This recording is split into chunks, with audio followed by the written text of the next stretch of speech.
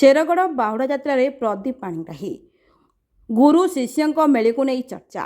पवित्र बाहुड़ा यात्रा अवसर में हिंजिली निर्वाचन मंडल में देखा मिली बड़ राजनैतिक चल प्रचल। शेरगढ़ बाहुड़ा यात्रा योगदान देते सांसद प्रदीप पाणिग्राही।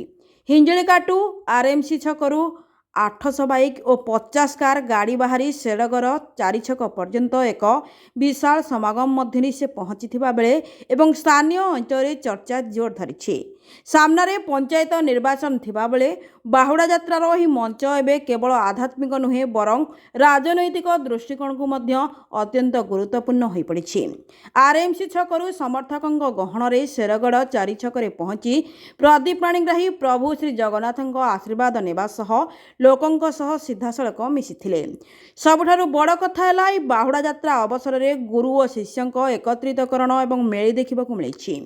आगामी पंचायत निर्वाचन पूर्व हिंजिली और शेरगढ़ अंचल ए गस्त नुआ राजनैतिक समीकरण आड़कू अंगुली निर्देश करुछि। तेबे पंचायत निर्वाचन पूर्व यह मेली एवं ग्राउंड गणति निर्वाचन मैदान में कि प्रभाव पकाउछि ताहा समय कहब। Bureau report Odisha digital news. एत बड़ विराट पटुआर किभली भाव देखुं सर भल पाइबा लोक भल पाइबा किभली देखुं आप बहु वर्ष धरी एरिया बुझाबुझी करथुले सर वर्तमान भल पाइबा आज बड़ एकादशी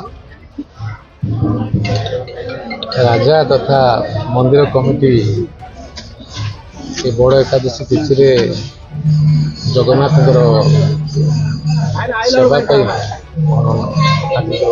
रथ टणा हम जोगदान अनुरोध आज जड़े भक्त हिसाब से एरिया बुझाबुझी करथुले सर बहुत वर्ष पूर्व समस्त धन्यवाद। बहुत भक्त आज उपस्थित रही आगम भल अच्छी आज ठाकुर बाहुड़ा यात्रा और समस्त मोर अनुरोध समस्त शांति सुखा सहित रथ जोगदे धन्यवाद। आज सुनावेश बहु लोक जमा प्राय 15,000 लोक जमा पूरा पुलिस आमर मंत्री आमएलए आसते मंत्री आपेक्षा चलु ठाकुर जमा हे माउसी माटे रे काली की टणा हे काली संध्यार महापुर पहुंचे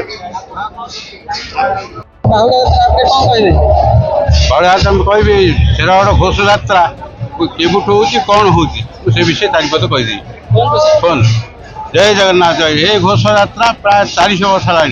राजा जगन्नाथ सिंधु ये राजा ये आरंभ करते घोष यात्रा पुत्र पुत्रा आज